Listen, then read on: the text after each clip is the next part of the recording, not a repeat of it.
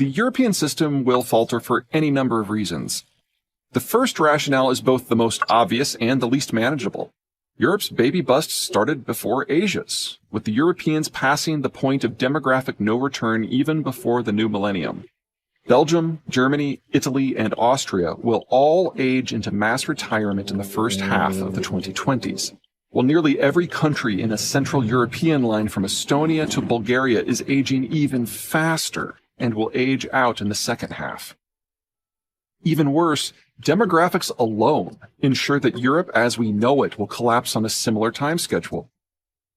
When the Central European states joined the EU in the 2000s, they succeeded in convincing the Western Europeans to open their labor markets. Some 1/4 to 1/3 of the young worker population of the Central European region decamped for better personal economic prospects to the West. Western Europe's demographic figures are far worse than they actually appear. Whether it's because Central Europeans return home when the going gets tough, which robs Western Europe of its workforce, or because more Central Europeans head to Western Europe when the going gets tough because those are the only jobs left, the labor balance that has enabled European economic functionality since 2008 is about to evaporate.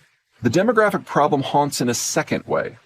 Europe has aged to the point that it cannot absorb its own products.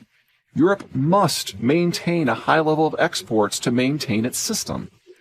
The top destination is the United States, a country that is turning ever inward. The United States is also exploring a similarly broad-spectrum trade deal with the United Kingdom.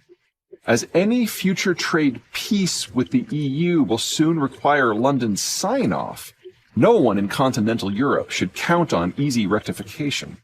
The European products that do not go to the United States instead travel to the far side of the planet, Northeast Asia. Even if, against all odds, the Northeast Asian system, as well as Northeast Asian demand for European products, survives, the Americans will no longer be guaranteeing freedom of the seas for civilian maritime shipping. The route from Shanghai to Hamburg is a breezy 12,000 nautical miles. At the zippy 17 miles per hour that modern container ships typically sail at, that's a cool 35-day trip. The fastest any commercial cargo vessel can sail is 25 knots. That's still 3 full weeks, a lot of time to spend sailing through waters infested with pirates, privateers, hostile navies, or some combination of the three. Perhaps even worse, the part of Europe that maintains the most robust trade relationship with the Chinese is Germany. German product sales to China skew very heavily in the direction of machinery used to make other products for export. Even if, against all odds, Germany and China can maintain a trade relationship in a world where they lack the strategic reach to interact directly, Chinese exports will not be nearly as needed, undermining the base rationale for any sort of German-Chinese interaction. The same broad strategic issues that face the Asians also face the Europeans, although those particular problems are of less or more concern depending upon location and perspective. Most European countries started industrializing in the 1800s, with even the laggards, largely the former Soviet satellite states, beginning at the latest in the 1950s. That means most mines in Europe have been tapped out for at least a few decades.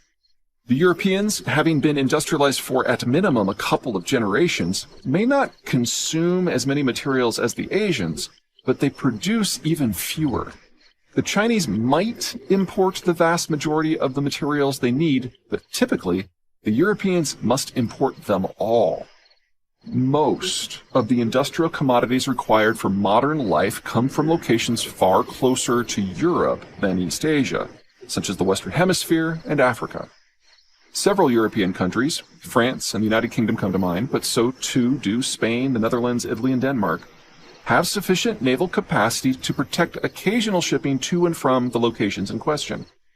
Just as good, most sailings from these regions to Europe are unlikely to pass through any particularly contested waters. As to Western Hemispheric sourcing, the Americans are certain to put the kibosh on any sort of piracy or privateering in their hemisphere, and European commerce is unlikely to be barred so long as it remains unmilitarized. The trick will come from those European countries farther removed from the continent's far west, who lack both access and naval forces. They must source materials from a different, close location: Russia. Germany cannot maintain its position as a wealthy and free nation without the Americans. But Germany also cannot maintain its position as a modern industrialized nation without Russia. The story of all things German and Russian is about alternating chapters of begrudging cooperation and incisive conflict. As searing as that is for the Germans and Russians, it is far worse for the peoples between them, countries essential to Germany's manufacturing supply chains. The Ukraine war is already forcing some tough questions upon all involved. Even all this assumes nothing goes wrong within Europe. Europe suffers from one of those weird geographies where just enough of it is flat and well-rivered and easy to walk across that portions of the continent are convinced that they can and should lead a major consolidated power, while there are just enough bits that are peninsular or mountainous or island to play host to dissident powers that will always dash such dreams. It's only during the order that global peace and wealth smothered the age-old contest between the two visions. Despite 75 years of healing and growth and safety and security and modernization and freedom and democracy, much internal angst and grievance remains. Brexit, occurring at the very height of globalization, is a case in point. With the American withdrawal, that smothering ends. The Germanocentric system cannot maintain its current position, much less grow, and no one in the world has a strategic interest in bailing it out. The challenge for Central Europe will be to keep the Germans from acting like a normal country. The last 7 times Germany did, things got historical. Europe's subsidiary trade networks look more favorable than the Germanocentric system. The Sweden-centric system might be able to hold together. Northern Europe's supply chains are less exposed to potential threats, its energy supplies are more local, and its demographics are less aged and slower aging, suggesting a better match between supply and demand that would limit the need for extra regional imports and exports in the first place. In the North Sea, the Scandinavians even have sufficient oil and natural gas to meet nearly all their demand. All they need to do is somehow source the various industrial inputs they need from a continent away. They have 2 options. The first is to partner with the French system, at least in part. In addition to France boasting sufficient domestic consumption to absorb its own production, it also has sufficient geographic insulation and positioning to reach the needed inputs. Add in a competent expeditionary military and a nearly galactic volume of self-regard, and France can reasonably go its own way.